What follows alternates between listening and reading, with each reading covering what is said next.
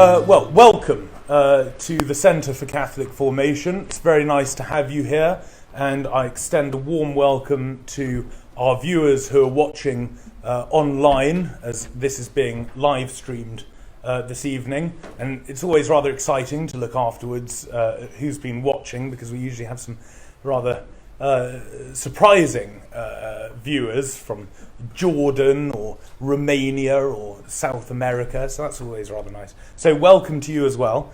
As I'm sure you know, in 1991, John Henry Newman was proclaimed a venerable by the Congregation for the Causes of Saints, which is the first stage of the canonization process, and he was beatified on the 19th of September 2010 at an open-air Holy Mass celebrated by Pope Benedict XVI in Birmingham during what was the first papal state visit to the UK. In November 2018, the Vatican approved a second miracle involving the unexplained healing of a pregnant American woman from a life-threatening diagnosis and investigated by the Archdiocese of Chicago. On the 13th of February 2019, it was announced that Pope Francis had approved the decree concerning this miracle, and Newman's canonization will take place in Rome on the 13th of October 2019. So, in exploring the life and thought of John Henry Newman, we are exploring the legacy of England's most famous convert and his ongoing importance in living, teaching and passing on the faith. And tonight is the last of a series of 4 talks, and it's been a great pleasure and a privilege for me to introduce the speakers, and particularly our speaker this evening.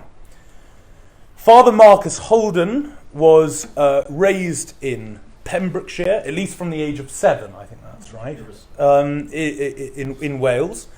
He undertook his undergraduate degree at the University of Oxford in theology, and he trained for the priesthood at the Venerable English College in Rome, and undertook studies at the Pontifical Gregorian University. After 6 years of philosophy and theology, Father Marcus Holden was ordained, and his academic specialization was in the history of theology. His passion was and remains for catechesis and passing on the faith, and in this vein he helped to set up St Anthony's Communications, which I think is run by your brother, is that right, Christian Holden? One of his main apostolates is in creating and written materials and multimedia resources for the promotion and explanation of the Catholic faith. He is also the co-author of an excellent catechetical course called the Evangelium course, which he co-authored with my own supervisor, Father Andrew Pinsent, along with the Y course and many excellent CTS, Catholic Truth Society, booklets for explaining the Catholic faith and also the cultural and intellectual effects of the Catholic faith. He's also taught for some years theology at the Maryvale Institute up at Birmingham, the premises of which actually were a home for John Henry Newman for quite some time. His major interest is in English Catholic history in general, and in the English saints in particular. He also made quite a name for himself undertaking this extraordinary refurbishment of Pugin's shrine of St Augustine at Ramsgate, and is now, as of earlier this year, the parish priest of St Bede's in Clapham Park, where he is carrying out many exciting catechetical projects, including the special Sundays, which I urge you to look up. Many good things are happening there. And he will this evening be talking to us about Newman as a potential doctor of the Church.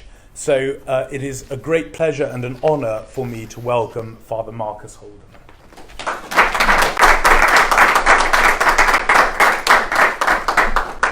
Thank you, Sebastian, and it's lovely to be with you this evening. And I'm conscious of Sebastian's dog as well. Apparently it sniffs out heresies, so I better be careful what I say. I'd like to begin with a prayer from Cardinal Newman. This is a new edition of his Meditations and Devotions, one of the beautiful works that's been put together with Newman's prayers and meditations. This is a prayer for the light of truth. In the name of the Father, and of the Son, and of the Holy Spirit. Amen. O my God, I confess that thou canst enlighten my darkness. I confess that thou alone canst. I wish my darkness to be enlightened.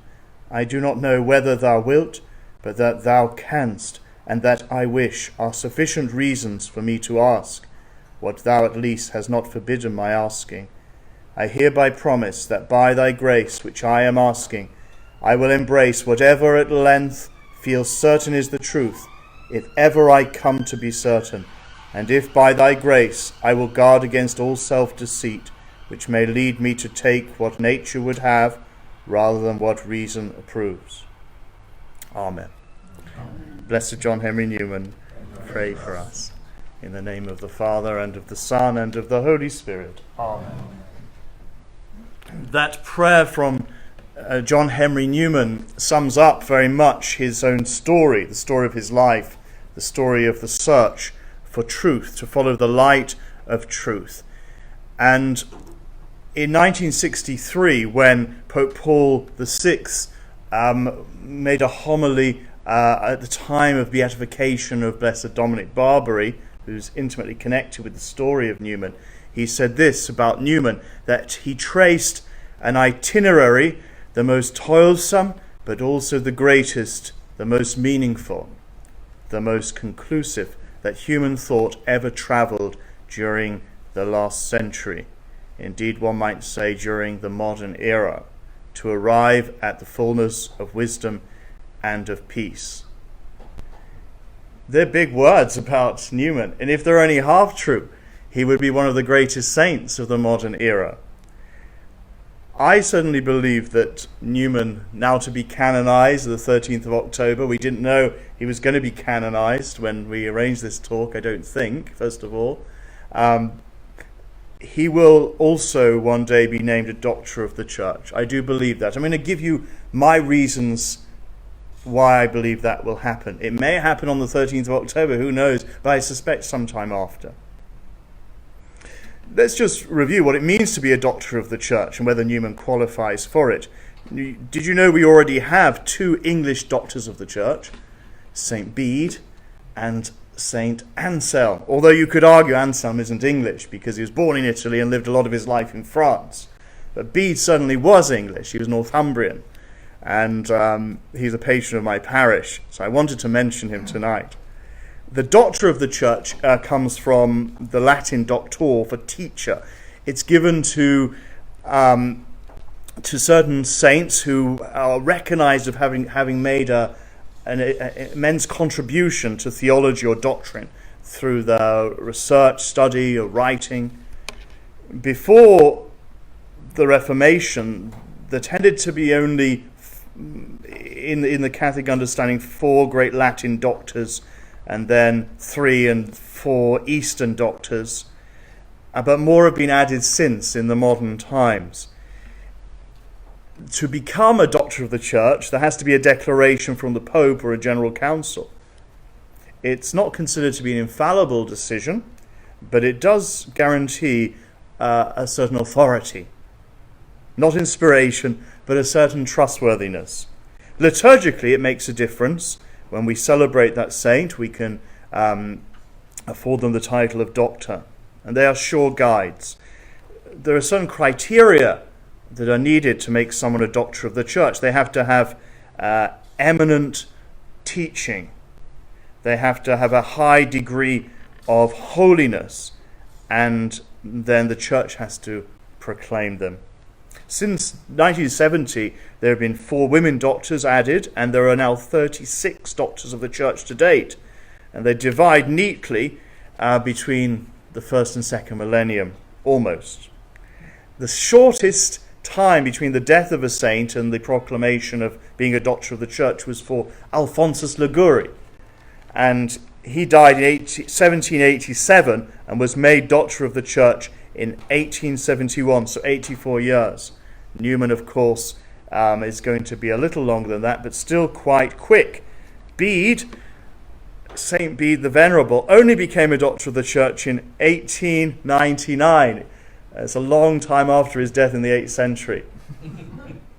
And it was probably because of the Catholic revival in England at the time, and probably the reason why St. Bede's down the road is dedicated to him, the church built just after that declaration.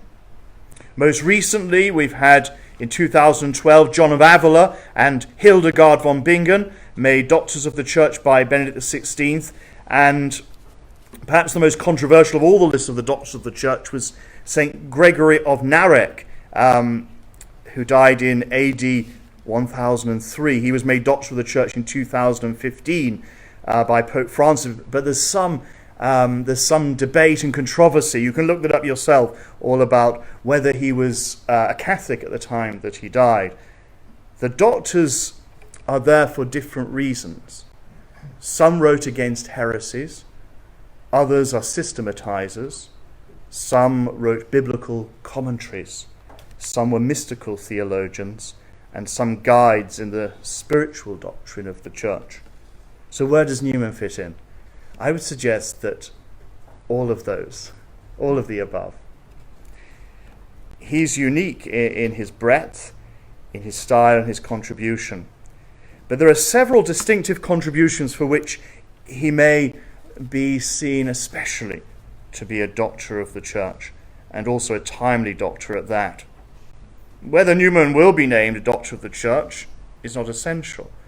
I'm confident that he will fulfill that role as he's honoured.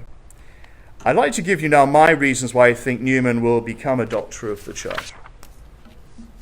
The first one is the longest one, and it's why he will join these 4 great Latin doctors: Ambrose, Gregory, Jerome, and Augustine. I want to start at the beginning of his life. And I believe that he will be made a doctor of the church as the doctor of the light of truth, because he begins to follow the light of truth from his earliest days. He records in his autobiography, the Apologia Pro Vita Sua, that at the age of 15, he had an experience of God, a sort of conversion experience, and he followed that light of truth that was given to him. He writes this: "When I was 15, in the autumn of 1816, a great change of thought took place in me. I fell under the influences of a definite creed and received into my intellect impressions of dogma which through God's mercy have never been effaced or obscured. In isolating me from the objects which surrounded me, in confirming me in my mistrust of the reality of material phenomena, and making me rest in the thought of two, and two only, supreme and luminously self-evident beings, myself and my Creator." At the age of 15, he was profoundly aware of God, even more than the physical things that surround us. And he had this sense of doctrine, of dogma, that there was something revealed. He did very well in his studies from that age and went up to Oxford. And at that time, he would have been described as an evangelical. People forget that Newman started off as an evangelical Christian. But through the influence of the people he met in Oxford, especially men like Harold Froude, he realized that the narrative of me and God, or me and Jesus, and my personal redemption was not enough on its own. That there was need for the body of Christ, a structure, an apostolic structure in the world, something visible that held this supernatural reality together through time and history, the need for a sacramental and worship system. So he moved along the spectrum of Anglicanism to become what later would be said as High Anglican or Anglo-Catholic even later. In 1827, he began to study what he calls the primitive church, and that's the fathers of the church, the early writers of Christianity. And he would later say that it was the fathers who made us Catholic. He wrote a book, in fact, about the Arians of the 4th century, and he was fascinated by Alexandria and the saints of Alexandria, Athanasius in particular. And with the money he made from this quite successful publication, he set out on a grand tour. You know the 19th century people, they loved to go on a tour of the Mediterranean, and he visited Greece and Rome and Malta and Sicily. But when he got to Sicily, he fell ill. A typhoid fever, I think it was. And he writes this: I went down at once to Sicily and struck into the middle of the island and fell ill of fever. My servant thought that I was dying and begged for my last directions. I gave them as he wished, but I said, I shall not die. I shall not die, for I have not sinned against the light. I have not sinned against the light. He was following the light of truth, and he knew that he had to follow. He'd moved from being a young boy and then an evangelical Anglican to being another kind of Anglican, and he knew that he was being called to something more. Soon after that, when he was on the route to Marseille and the sea was very still, he had time for contemplation. He wrote poetry, and he wrote the famous lines, Lead kindly light. Amid the encircling gloom, lead thou me on. The night is dark and I am far from home. Lead thou me on. Keep thou my feet, I do not ask to see the distant scene, one step enough for me. He said that he arrived back in time for Mr. Keeble's assize sermon from the university pulpit, and it was published under the title National Apostasy. The Oxford movement was born. Men like Keble and Pusey became known as the Tractarians because they wrote against the decay of religion in this land and the idea to reclaim Christianity within England as a Catholic form of Christianity. And Newman said, I have a work to do.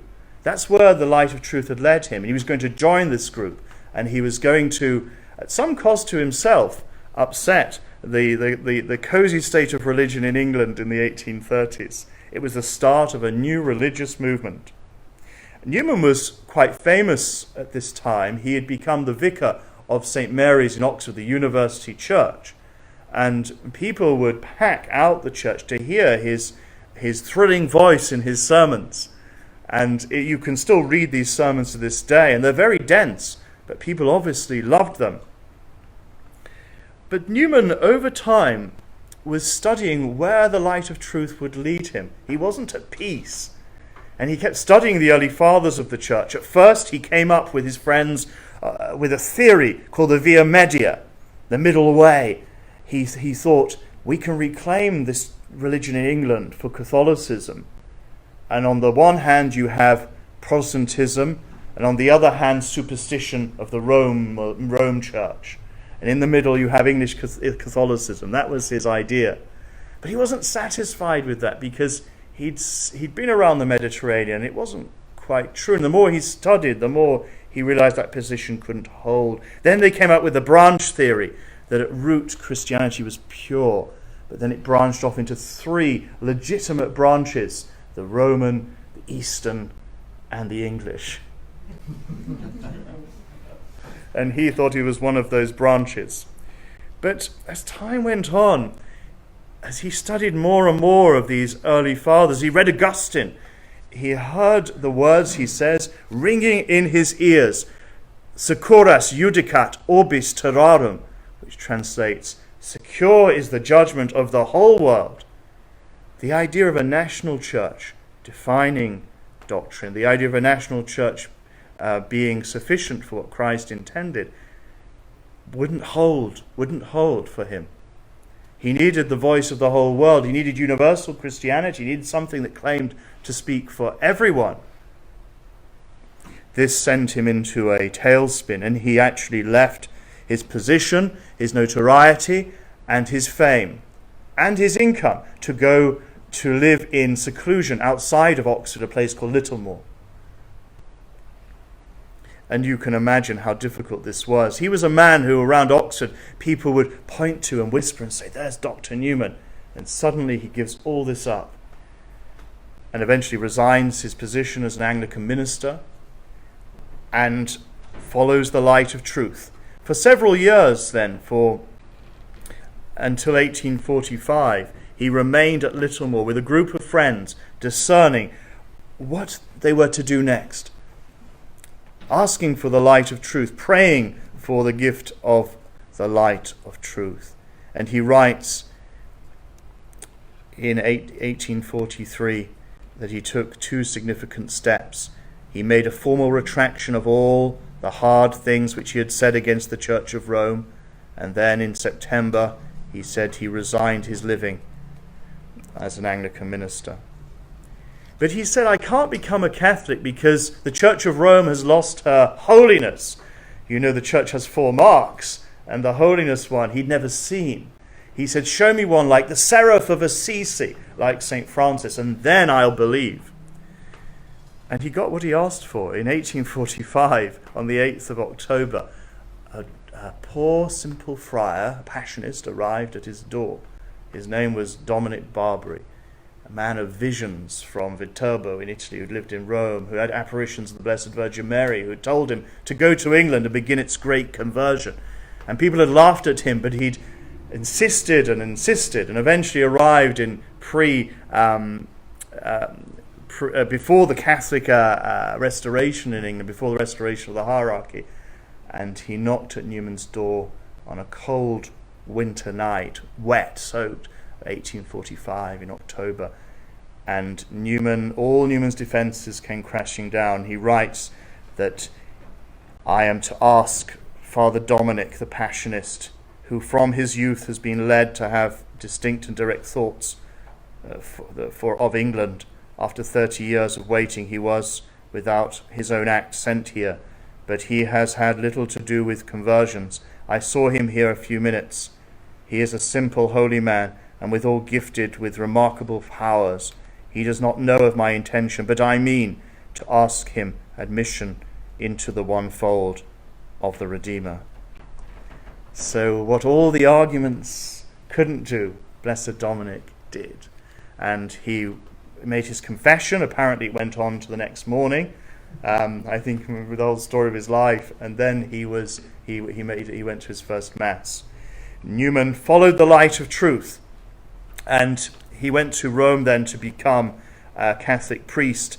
And I think there's a great humility in following the light of truth, because it looks like you're losing things, because it's difficult to follow the light of truth. It looks like a narrowing. And when he went to Rome, he had to sit in a kind of humiliation with the other seminarians, having been this famous person in England, and listen to those boring lectures and propaganda fide, which would have been very rudimentary to him. But he did that, and he was ordained quite swiftly, in fact, and he came back to England, bringing the oratory of St. Philip Neri to this land for the first time, a way of life that would suit a life of study as well as a pastoral life, quite similar to the way you could live as an Oxford Don, with a group of friends, but being priests and continuing to write. That's what Newman did. That's the first reason why I think he will be a doctor of the Church, because he followed the light of truth so consistently, so purely, in such a docile way, which is a great example to the whole world.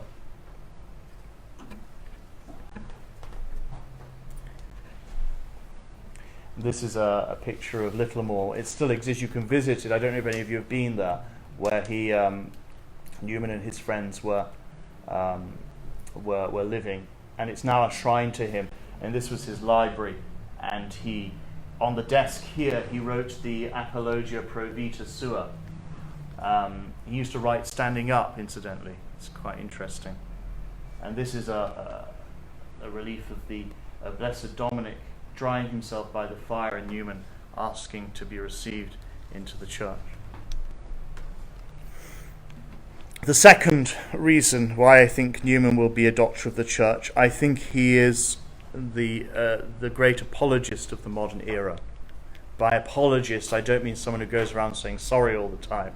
I mean the traditional understanding of that word apologia, which is to give a defense of one's faith, from 1 Peter 3:16, where it is said in the Bible, always be ready to give a reason, an apologia, a defense, for the hope that is in you. And that's what Newman does in a supreme way, as an example to us. He is his own autobiography that he wrote actually took the word apologia pro vita sua. It was a defense of his life and the fact that his religious thinking had changed. Kingsley, of the Water Babies fame, had accused him of lying and not being consistent. But Newman's whole apologia was the story of how, in changing his positions, he was always following the light of truth in a very consistent way.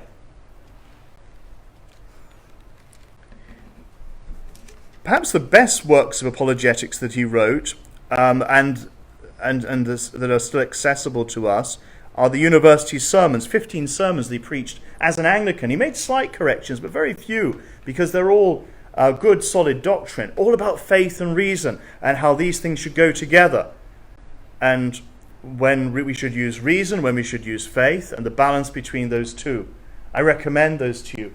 I have a very nice edition of them from Newman's own life here, and you can get it in modern editions. It's a tremendous work. And a lot of the seminal ideas of his other great apologetic works are present within here. For instance, the final sermon, 15, is all about the development of doctrine. One of his greatest works came much later, and in response to the unbelief of his brother Charles, Newman wrote a Grammar of Assent. He could be called the Doctor of Fundamental Theology for writing this. He was wrestling with rationalists like Locke and Hume and John Stuart Mill. He says the work took him 20 years to write. He completed it only in 1870. Newman, I've not mentioned already, but you may be aware, when he first went up to Oxford, had a little fling with liberalism, with these thinkers, the rationalist thinkers, and they affected him. And he managed to think and pray his way out of that with the help from his good friends. He saw that logical argument, or let's say formal argument, is not enough for a human person in discovering faith. He wanted to account for how someone comes to faith. In practice, faith comes from 1,000 human and mental reasons, all converging. It's very psychological, and Newman breaks new ground in acknowledging this and tracing this. But more than that, he shows how someone who doesn't fully understand, who doesn't have all the logical arguments, to some extent this is everyone, we can assent still completely and fully and totally in the way that faith demands. And he also accounts, secondly, how someone can have certainty when something is not proven in a scientific sense, in the way that people like Locke and Hume would demand, according to logic or empirical evidence. These are the two great parts of the Grammar of Assent, and they're very real issues today. He had wrestled with these matters as an Anglican. He would write, "The heart has its reasons that reason does not know. Faith as a gift to the will and a light to the mind." He speaks of an elative sense that illuminates the mind and allows it to assent perfectly. Even the simplest person praying their beads in the church with very little knowledge of arguments and proofs of faith, or even historical knowledge about the coming of Christ, can still make the same act of faith in its purity as the scholar with all those arguments. But once faith is present, it is absolute. He wrote a very challenging piece, which disturbed me for years, and I think I understand it now. He said that if you can conceive of a moment, right now, where you wouldn't have faith, a series of arguments or a set of experiences that would cause you to lose your faith, if you could envision that now, then he says you don't have faith at this moment where you stand. And that disturbed me for many years. Because he explains, and this is how he explains, and it helps us to understand, that faith, the gift of faith, is not my latest stage of religious inquiry. Faith is not that I've come to these conclusions because of my studies. Faith isn't just because I feel it at this moment, but it may pass. Faith is something much stronger than all those things. And for Newman, even clearer, as he said as a boy of 15, clearer than the reality of material phenomenon. I think his greatest work of apologetics is his essay on the development of Christian doctrine.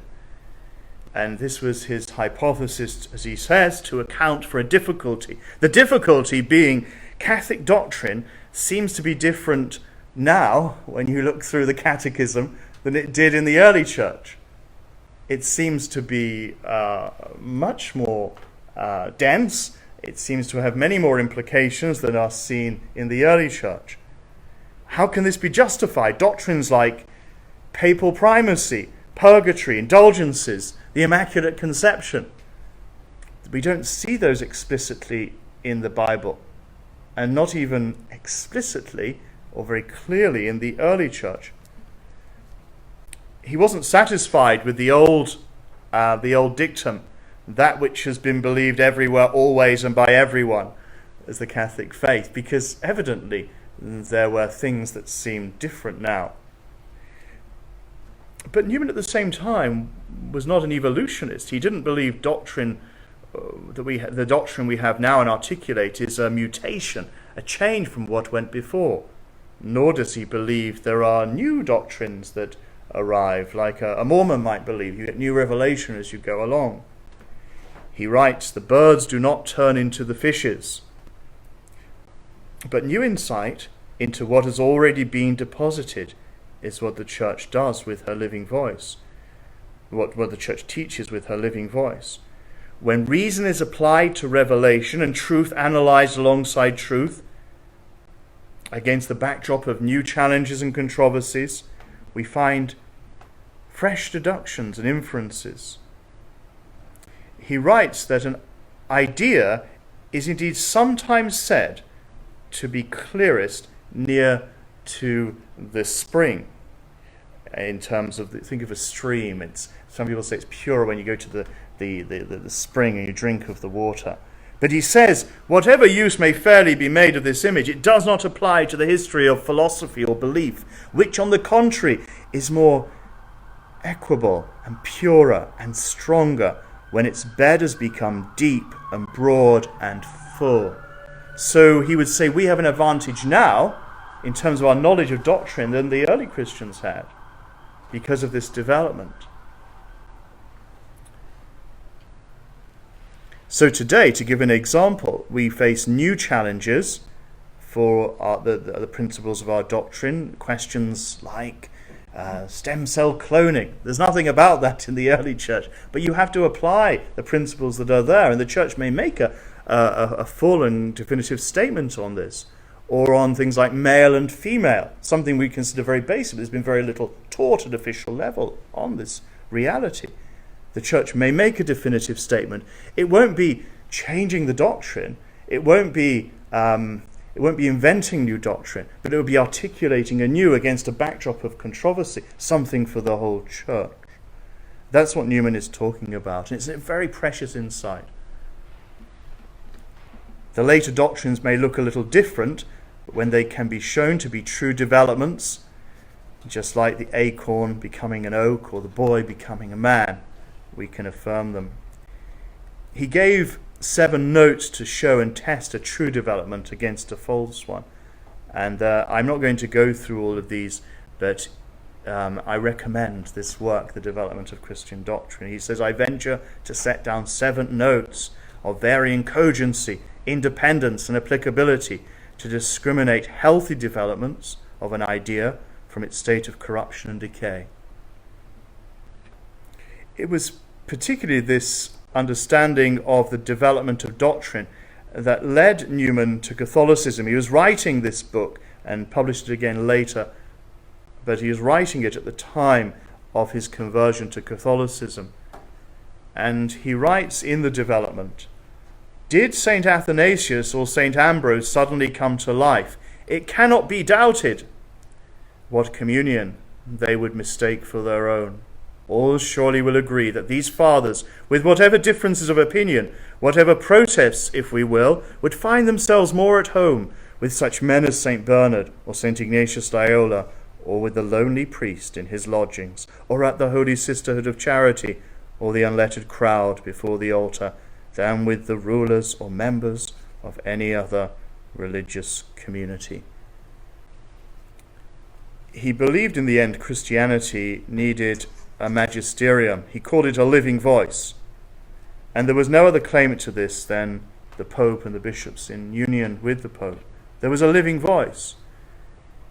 Later he would write as a Catholic that without this understanding, that there was a living voice to articulate the deposit of faith in every generation, that if we didn't have this understanding, we would be led to atheism. He writes, turn away from the Catholic Church, and to whom will you go? It is your only chance of peace and assurance in this turbulent, changing world. And there is nothing between it and skepticism, where men exert their reason freely. Private creeds, fancy religions may be showy and imposing to many in their day. National religions may lie huge and lifeless, and cumber the ground for centuries, and distract the attention or confuse the judgment of the learned. But on the long run, it will be found that either the Catholic religion is verily and indeed coming in of the unseen world into this, or that there is nothing positive, nothing dogmatic, nothing real in any of our notions as to whence we come and whither we are going. It becomes that plain to him. Catholicism are nothing, you could say. And we know what Newman did. But for all his preaching about the necessity of the papacy and its essential role as teacher, Newman was by no means what we would call an ultramontane Catholic. And I want to go into this theme now, about I believe Newman will be a doctor of conscience. I know I'm picking up on themes you've already had through these lectures already, but perhaps in a different way.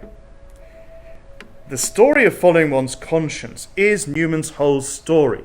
You could call the Apologia Pro Vita Sua the story in defense of my conscience. He followed his conscience, which he calls the aboriginal vicar of Christ, throughout his life, no matter what human authority said, no matter what his natural duties would indicate. He followed what conscience dictated first. He was never a mere party man or a political man, going with one group because that is his group, or one idea because that's the group idea. His teaching on conscience means that he would follow truth even against the prevailing culture. Now, there's a famous letter from Newman to the Duke of Norfolk at the time of Pius IX, when you had the syllabus of errors, condemning all sorts of things in the modern world, and also at the time of Vatican I, when the doctrine of papal infallibility was proclaimed. And Newman stated, I shall drink to the Pope, if you please, still, to conscience first, and to the Pope afterwards. Now, this has been much misunderstood and used wrongly. One person was saying to me today that the reason there are no relics left of Newman in his tomb, all the relics were gone, was because he kept turning in his grave every time people talked about him on this subject of conscience and misusing him on this purpose. So it all ground down. he was turning around. Some say that Newman, on conscience, simply believed in self-will, in subjectivism, and indeed going against church doctrine when private interpretation suggested differently. But this was the hallmark of the Protestant religion that he left, of private interpretation. That is evidently not what he is talking about. If one has faith, he explains, then the living voice of the church on earth will always trump any personal moral reasoning. There can be no conflict here. If one didn't believe in that living voice, then the conscience might lead in another way, and even whilst in error, it must be followed. He calls the conscience, as I mentioned, the aboriginal vicar of Christ, and we have to follow our conscience. In the context of his famous toast, he's thinking more of practical and political matters. Gladstone, the Prime Minister at the time, was disturbed because were Catholic citizens going to be more loyal to the Pope, who was, remember at the time, a secular ruler too, or were they going to be loyal British citizens? Did they have any thought of their own, or were they mere automatons? Were they mere pawns in a game of politics? Should a pope or religious superior dictate to us something opposed to conscience, we are not bound to follow it. That's what Newman's talking about. In a work on the Oratorian congregation, he speaks of two religious types. He speaks of the Spartans and the Athenians. And he says the Spartans and their tendency in religion is to fight together. They only work together. They follow blind, absolute obedience. Where they're commanded, they will go and they will kill and they will do what is necessary. But he said he preferred the Oratorians to be more like Athenians, who even if they're on their own in different terrain can think their way around it. They have a conscience and a mind. I think this gives us a clue to how he's understanding conscience in the context of the letter to the Duke of Norfolk. He would be willing to go in a different direction to a pope if what was being commanded was immoral. He was suspicious of that Spartan tendency in religion, an unthinking army, moving and executing orders, but with no thought. To this he contrasted those Athenians who, while loyal and committed, could think and apply principles to different situations and even fight alone. This notion of conscience is essential to doctrine and revelation, unwavering, and similarly with defined moral truth. This binds absolutely, and a Catholic conscience is more convinced of this than even the truths of mathematics. He would have no time for the belief that my personal experience or feeling, or even those of the rump of humanity, can overturn a divine command. But for church laws and political and social stances, a certain discernment is necessary. Today, he'd be very wary of the tendency of taking every papal allocution as something inspired, or taking every canonical or liturgical decision as being automatically the most apposite. Not a party or a political man, this Newman, but deeply loyal. He was wary of the tendency of the ultramontanes, which means be over the mountains, with the view that we must just follow whatever comes forth from the papacy. He was critical of Wilfrid Ward, the Englishman who desired a new papal bull every morning with the Times at breakfast to know what to do and what to think. But this doesn't make Newman a revolutionary. He discusses this point about lotteries in a parish and why he didn't think lotteries were a good idea, and that should a pope order you to have a lottery in a parish, you could go along with it legitimately in obedience. He explores this idea, but never to sin, and one can have a view.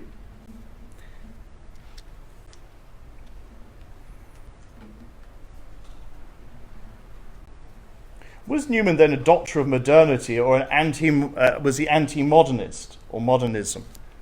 This is a very interesting question. Newman wrote a lot about the importance of the laity. He wrote a work called literally on consulting the faithful in matters of doctrine, He engaged with the fathers of the church, and how often in the patristic period, while the bishops and the priests, and at times even the papacy, was a little bit shaky on certain points of doctrine, the faithful held the doctrine. He gives the examples of the Arian controversy. It was Athanasius who found help with the lay faithful. Or in the time of the Council of Ephesus, it was the lay faithful who championed the doctrine of the motherhood of God, the Theotokos. And other examples could be given. So in the sense of the consulting the faithful, he was breaking some new ground, but building on an idea that had been around for a very long time. But we have to make a caveat here. He would be very wary of the idea that this is a kind of sociological survey, a reading of the democratic situation of what the baptized happen to believe at any one time. He believed in a consensus fidelium, but not in a consensus infidelium. It's when people have deep and right faith that they have this sense, almost like a nose for truth. What is certainly true for Newman was his focus on the laity. He said once the church would seem pretty strange without them. And Newman, in this sense, I think, was a forerunner of many of the things said at the Second Vatican Council around that time. His works on the idea of the university were to enable lay Catholics to be well educated and make their rightful impact for Christ. Even with good theological education, the faithful laity could claim the social order for Christ.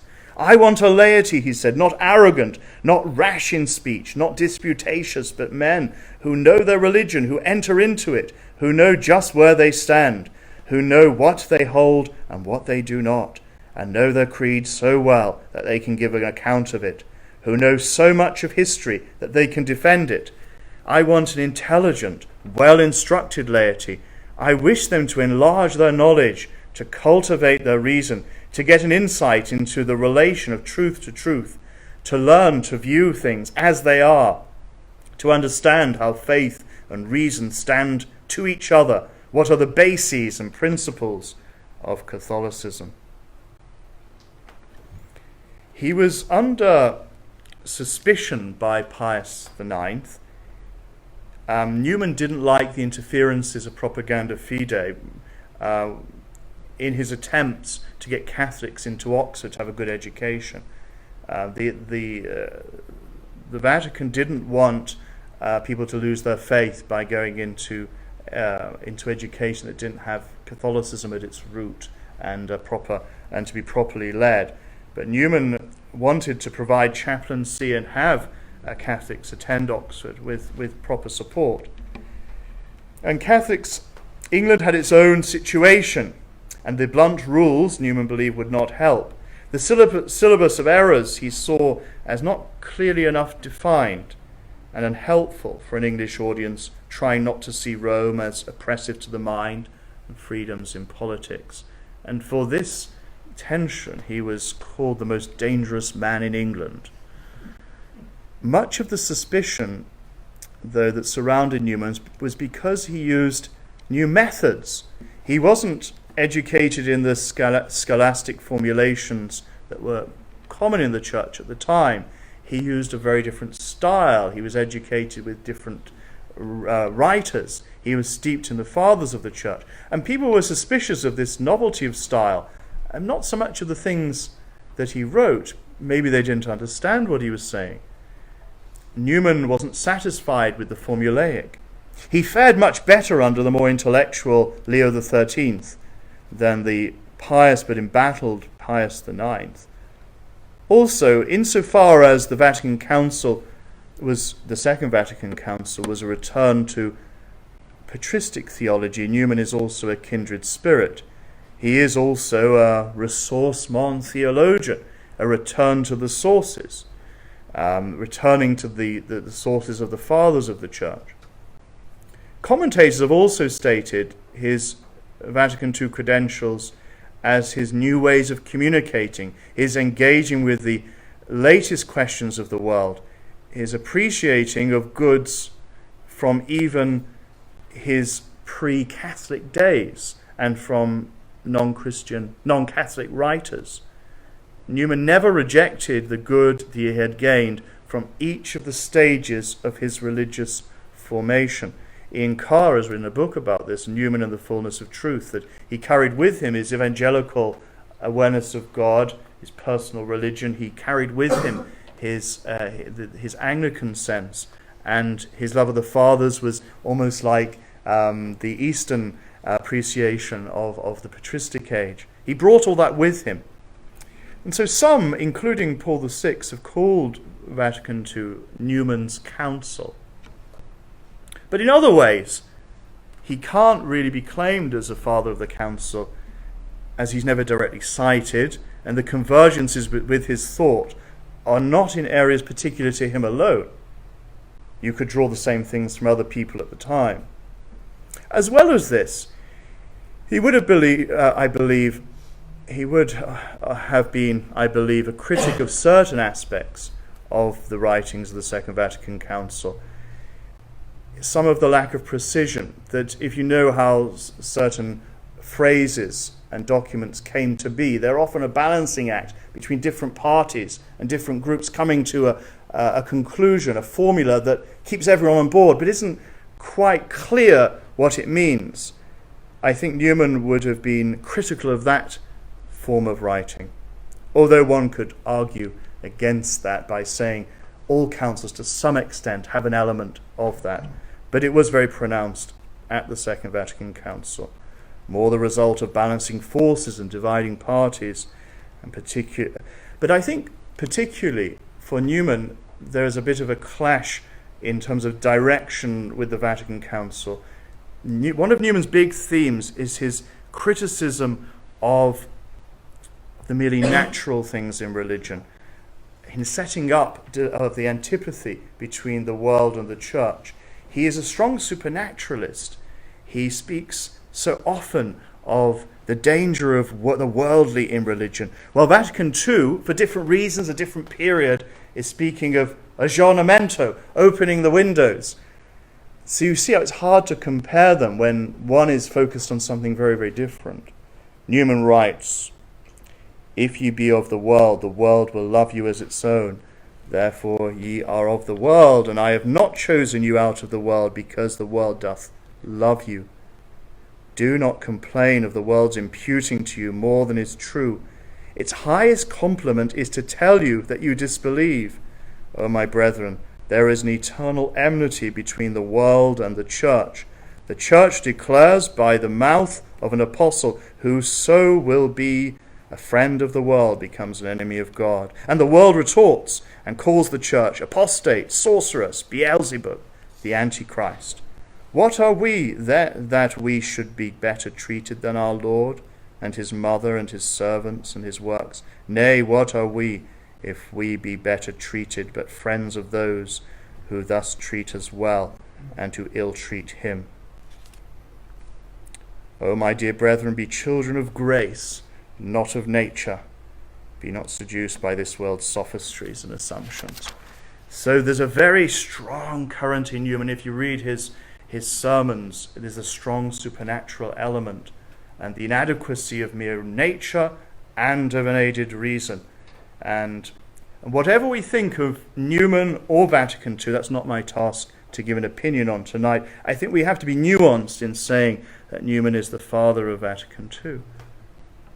In some ways, yes. In some ways, certainly not. And there's a kind of honesty, as Newman would like us to have in addressing that. Newman can be equally claimed by traditionalism, rejecting liberalism in Oxford. That was the heart of his conversion. And then fighting against the Erastians in Anglicanism, who wanted to make the church a subsect of the state. A doctor of grace.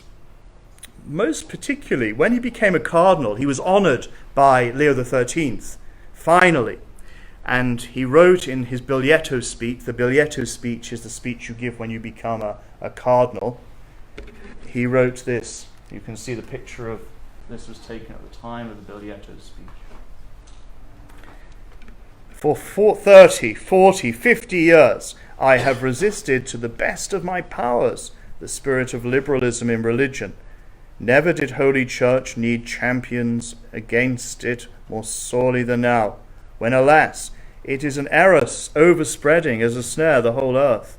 And on this great occasion, when it is natural for one who is in my place to look out upon the world and upon Holy Church as it is, and upon her future, it will not, I hope, be considered out of place if I renew the protest against which I have made so often. Liberalism in religion is the doctrine that there is no positive truth in religion, but that one creed is as good as another, and this is the teaching which is gaining substance and force daily. It is inconsistent with any recognition of any religion as true. It teaches that all are to be tolerated, for all are matters of opinion. Revealed religion is not a truth, but a sentiment and a taste, not an objective fact, not miraculous, and it is the right of each individual to make it say just what strikes his fancy. It's a very prophetic speech, and I think it points ahead to the modern world in which we live. And Newman had spoken about a great apostasy and how the laity need to be strong, and that's why he was focusing on education. The final reason I think that, I will just say very briefly before I give my final reason. When Newman became a cardinal,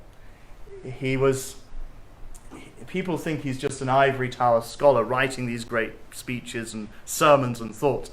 But he was the great pastor as well. And it's important to mention that to get a proper picture of him.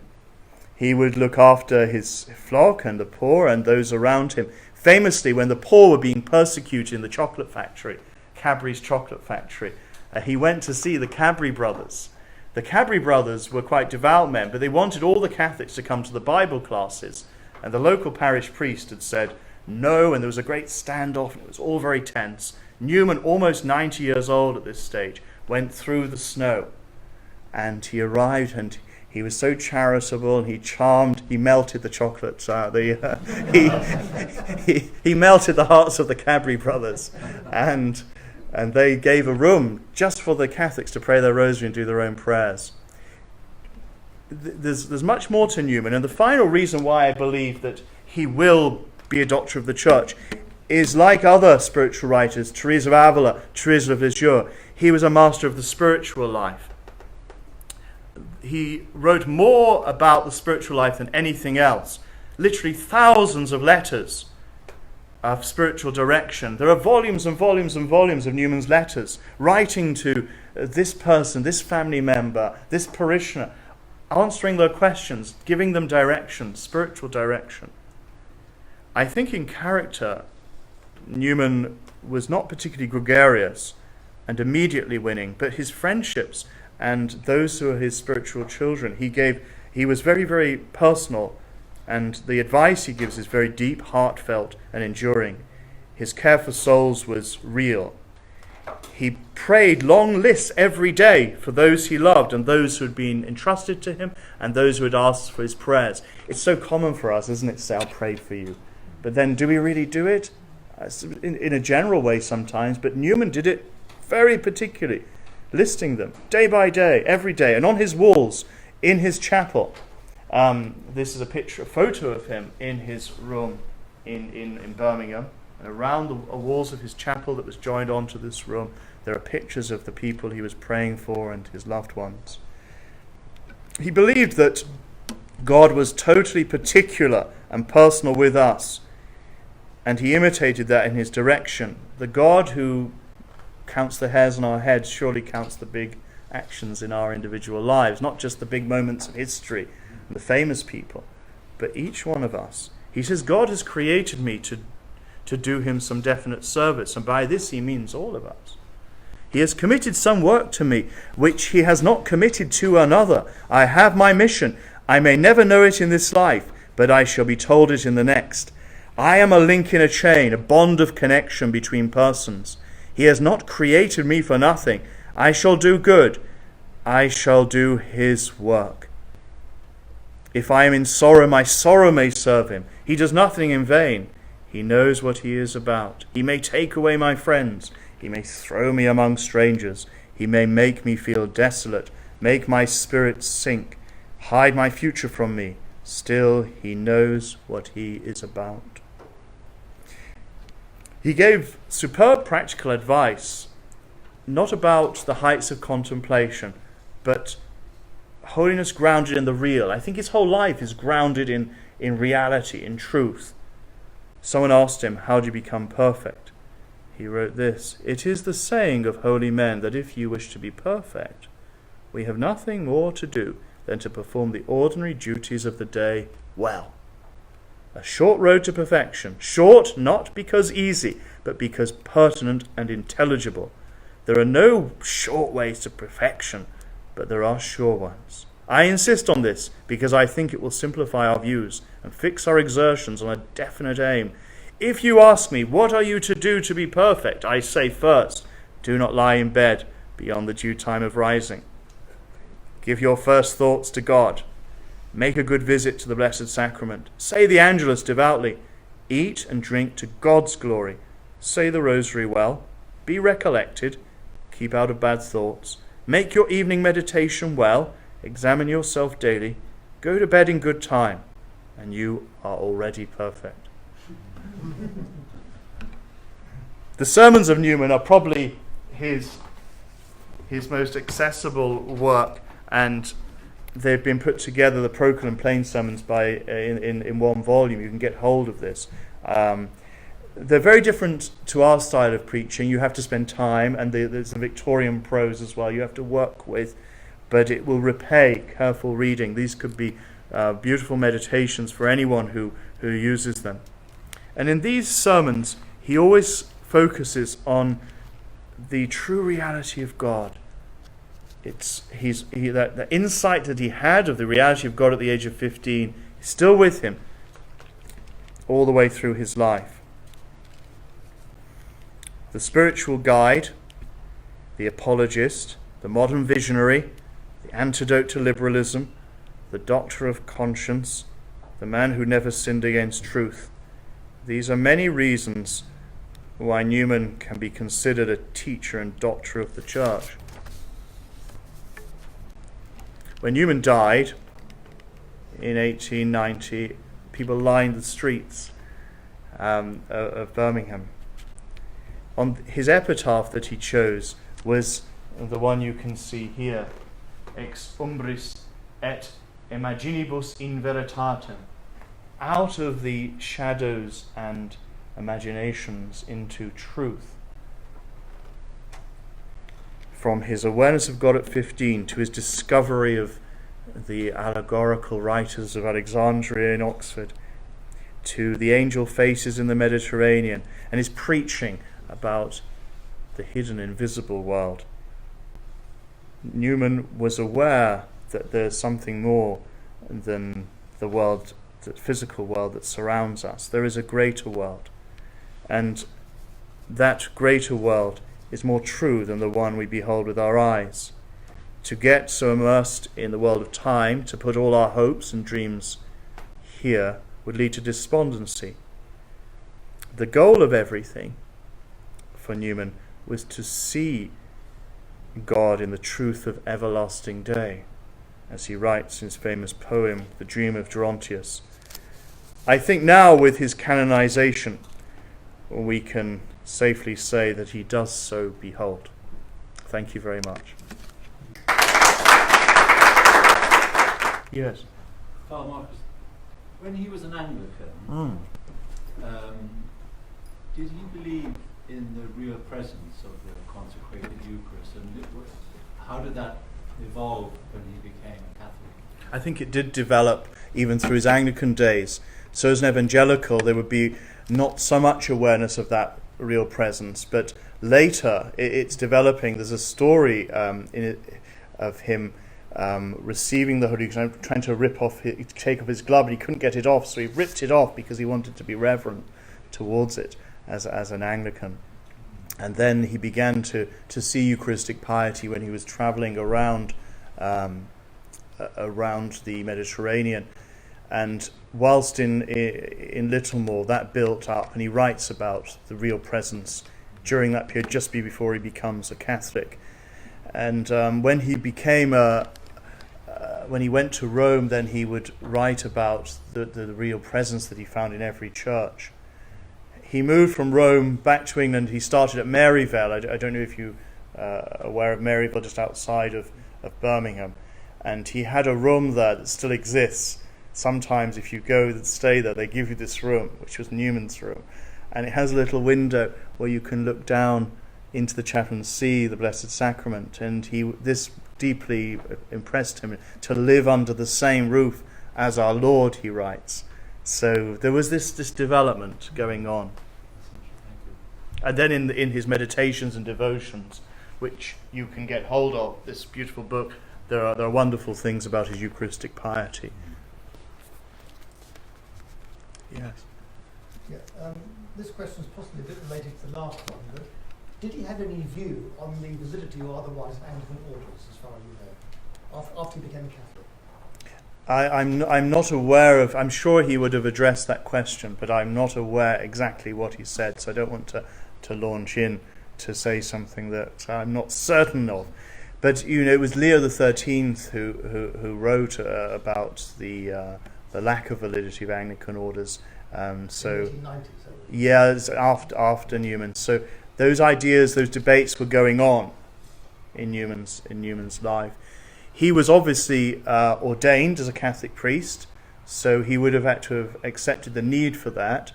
Whether he saw it in some way conditional or not, I'm not sure. It's a very good question, but I can't answer it from the. With other writers, particularly those who wrote an enormous amount, over time people have helpfully made the collected works or whatever. That might be very difficult to do with Newman. But could you suggest a text that somebody could go to read and get a sense of his overall thought? Mm-hmm.